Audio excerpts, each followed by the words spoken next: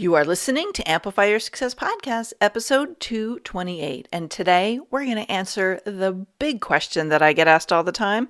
Should you niche or not to attract more of your dream clients? You ready for this? Let's get started. Welcome to the Amplify Your Success Podcast. Get ready to ramp up your revenue, amplify your impact, and make your mark in the world. This is the show for experts, thought leaders, and service professionals who want to shatter their limits and achieve that next level. You're going to find out from other experts and influencers how they made it. Now, let's get amplified.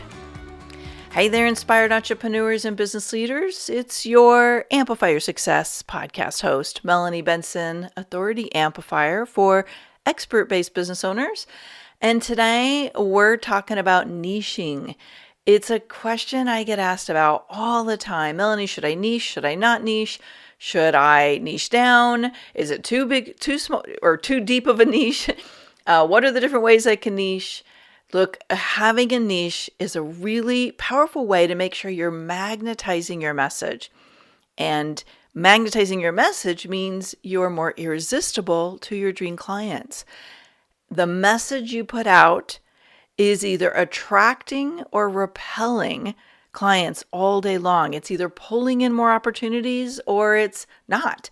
And one of the biggest reasons people are feeling invisible and they feel like a best kept secret is they are not putting out a consistent magnetic message that's really talking to the needs of your dream clients. And it's a big part of what we do in Get Magnetic Messaging. Magnetic Messaging is my 4-week deep dive program that walks you through how to connect, whether you're on a podcast, whether you're on a virtual stage or an in-person stage, or you're simply putting a freebie together or some kind of a talk or offering. It's the basics of how to pull together a compelling message that makes you irresistible to your dream clients. Now, if you know that you do not feel confident in your message and it's holding you back from booking on podcasts, getting on stages, and putting your marketing out in a more consistent way, you definitely need to get a spot in the program. We limit it to 20 people max because you are going to get live Q&A with me as I guide you through each step so that you leave with a crystal clear messaging system to get you booked on ideal podcasts and make sure that all of your marketing elements are attracting your dream clients. GetMagneticMessaging.com is where you'll find out all the details and the dates for our May program. Now, let's get into today's episode. To niche or not to niche? That's always a popular discussion around Amplifying the Circle and Get Magnetic Messaging. And I want to tackle this question because I get asked all the time, Melanie, should I niche? Should I not niche? Or people who think they've niched and they haven't, not really enough. So let's talk about what a niche means to you in your business and what is it even? So the way I see niching is it's about really crafting a very specific target audience. And the audience is able to be defined by a presenting problem, a common challenge, or an industry and a specific need they have within that industry. Now, here's something that I think comes up all the time in this conversation about niching, and that is there's some fears about whether or not people should niche down more or not niche at all, or how deep of a niche should you have? Am I overly niched, right? So there's a lot of things to consider. And the idea and the premise behind having a niche is that when you are specific, the people that you serve and the problem that you solve, you are able to develop more compelling marketing materials. So what happens if you're not niched is you're a generalist, which isn't a horrible thing, but what happens in your marketing is you can't talk to a specific person. And that ends up being too generic, too vanilla, too wide of a conversation, and your marketing just ends up not being very compelling. Now, let me back up and say I am the queen of resisting a niche. Okay. So when I started my business 21 years ago, one of my mentors sat me down and said, Melanie, like, who are you talking to? Like, who is this for? And I'm like, well, I can help anybody. And he said, you're not going to help anybody because nobody's going to pay attention. And I really resisted it. And there was a fear. Maybe you recognize this fear as well. I had this fear that if I niched, I was going to lose clients. So there was I'm just going to own it. There was a scarcity thinking around that. And of course, I was in a lot of fear about having clients in the first place. So the idea of niching and maybe eliminating people from being interested was a little like crazy to me. And yet, the more I niched, the more I narrowed my focus, the more I honed in what I did, the more clear I was about the problems I solved and who it was for, the more clients I had. And here's why this works from my experience is when you can talk about specific kinds of people and the specific kinds of challenges they have, they hear themselves in what you're talking about, and that rapport and that connection goes up, and they're more likely to buy from you because they feel that know, like, and trust factor. They feel like you're talking to them. I call it the elevator concept, because I had this moment many years ago when I was really starting to get the power of the niche, and I was niching my focus at that time on getting out of overwhelm for people who are building a business around their service, right? They're service professionals. This woman had heard me do a preview call for an event I was speaking at. And when she was at the elevator door, when I was coming off, she was like, oh my God, you're Melanie Benson. Like, I can't wait to hear you. Like, you've been talking to me. And that's always stuck with me. The more I niched, the more specific I was about the problem I solved and who it was for, the more people resonated with it. And remember, if you have followed this work for a while, the ROCKS method for how to create compelling messaging, R stands for relevance. It's relevant to them. So that's why I think having a niche is really important. Now, how deep should you niche? If you caught my interview with John Lee Dumas a couple weeks back on Amplify Your Success podcast, then you know that he really went deep into a niche. Some people like to have kind of niche light. Maybe they're niched a little bit. And this is a really good point to tell you the difference between a vertical niche and a horizontal niche. There's more than one way to niche. And I think this might help if your fear is, okay, if I niche too much, I'm going to lose clients. And okay, wait, before I talk about the two kinds of niching, let me just say that one of the things to consider is, and maybe this is a decision moment for you, is do you want to be a big fish in a small pond, or do you want to be one of the mini fish in a bigger pond? Okay, there's not a bad answer there, but I think it's easier to stand out as an authority and have the influential position of people looking to you for answers if you are a bigger fish in a smaller pond. So the smaller pond would be a more specific niche. Now, there's more than one way to niche. And I think it's important to look at both of these types of concepts, because it might give you some clues of how to niche in a way that feels better and it's more aligned. So you can have a vertical niche. The way I look at a vertical niche is it's a niche underneath a niche underneath a niche. So an example of that would be your niche is entrepreneurs. And it's not just any entrepreneur like me. I specialize in entrepreneurs who are building a business around their expertise. They're content creators. They provide a service, or they have a process that they teach others to do. And inside that niche, I went deeper, and it's like I work with the people who are in a place where they have something that they're passionate about. They've got an offering, and it's not performing the way they'd want. They're still not getting the traction they want. So they're not newbies. They have a little bit more experience, and they really want to like up their game. Okay, so that would be a niche within a niche within a niche. Okay, so that's one way to look at it. Now, the other kind of niche is more of like a horizontal niche. And this would be, you have a solution that is niched, like it solves a very specific problem, but it could maybe work for multiple industries.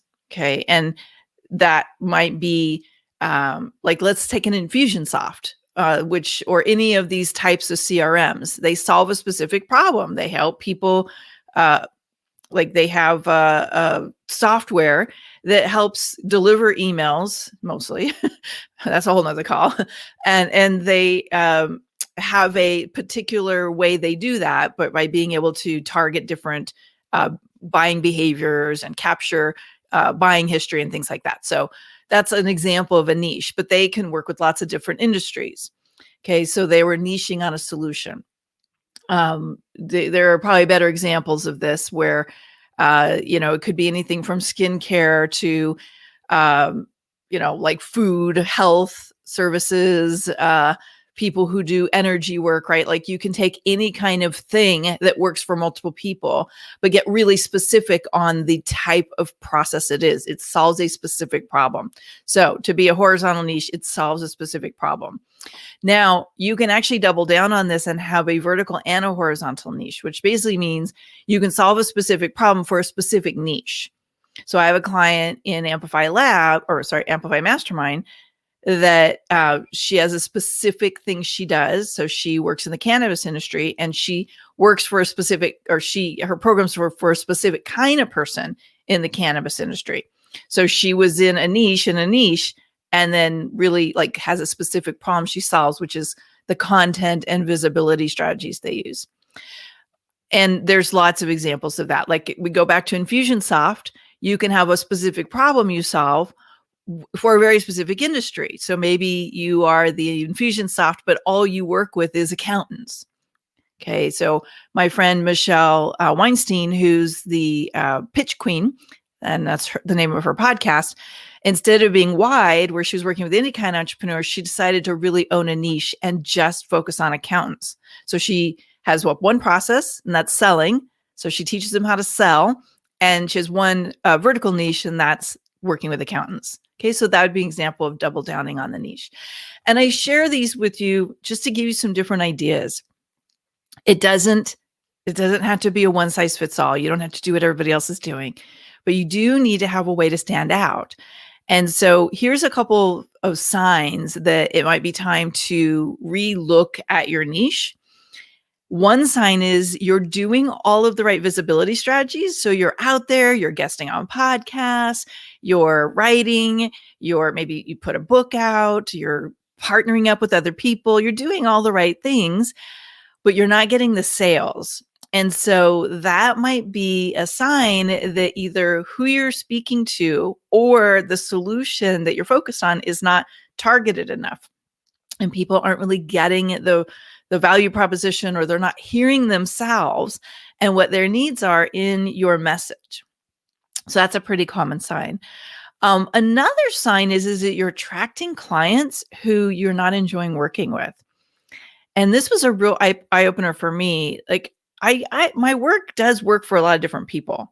And I know things really pop and things get really powerful when I've got a very specific type of person who already knows what they do, who already has some traction in the market, but they want to really up their game. They want to like take it to the next level.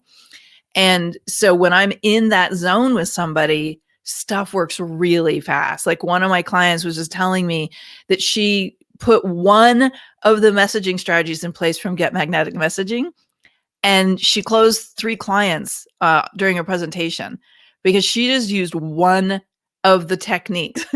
And to me, that's a sign that's a great fit for me as a client. And so I've gotten really clear over the years who that more niched person is. They're action takers, right? They're people who are willing to put things into action quickly.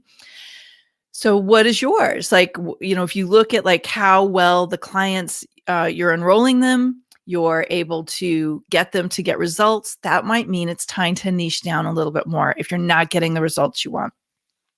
I think a third sign that you want to niche a little bit more, or maybe start this niching process, is people don't really get what you do.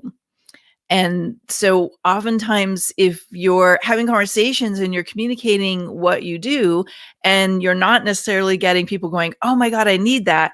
You're either talking to the wrong niche of people or you haven't learned how to niche your language to talk to the people you most want to serve.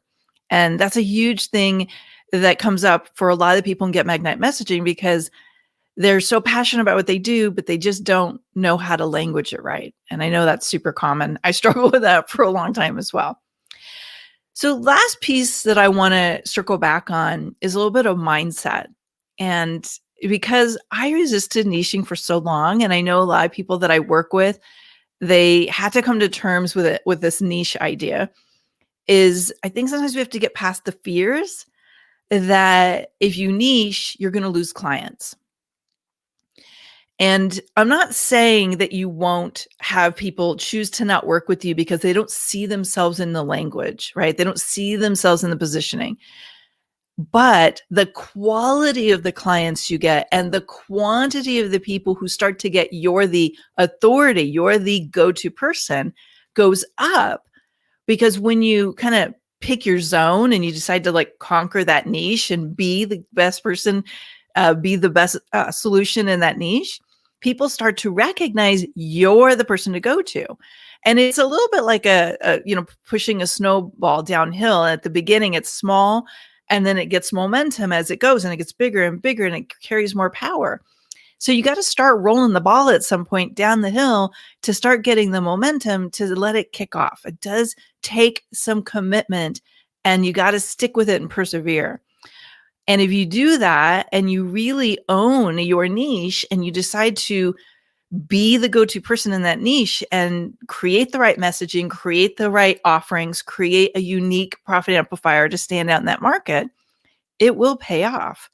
And there's something to be said about being willing to repel people who don't get it and attract people who do. Don't be afraid to repel the people who are not a great fit. I promise you, if you're willing to stand in your confidence and work that process and really own the niche and then create the right message for that niche, and that's really the secret, it will pay off. Okay, so there's a lot of noise out there about what it takes to attract great clients. What I would love to hear from you is, have you picked a niche? Will you pick a niche after today? Are you able to start getting some traction for yourself by narrowing down what problem you solve and who it's for? Okay, so if you already know your niche, I'd love to hear it in the comments below. Tell me where you're at with it and tell me where do you get stuck on it. Like, let's talk about what's working and what's not working. All right, I'll be back soon with another tip. Bye for now. Thanks for tuning in today, Amplifier. Be sure to join us right now in the Amplify Your Authority community at authorityamplifiers.com, and I'll share my 7 proven tips to be a highly paid expert that stands out in a crowded market. Plus, we're going to keep this conversation going, and I want to hear from you how you're going to amplify your authority and make a greater impact. Before you go, please take a minute to give our show and our guests some love over on your favorite podcasting platform. Subscribe, rate, and review. Leave your full name, and I'll spotlight you and your authority on social media.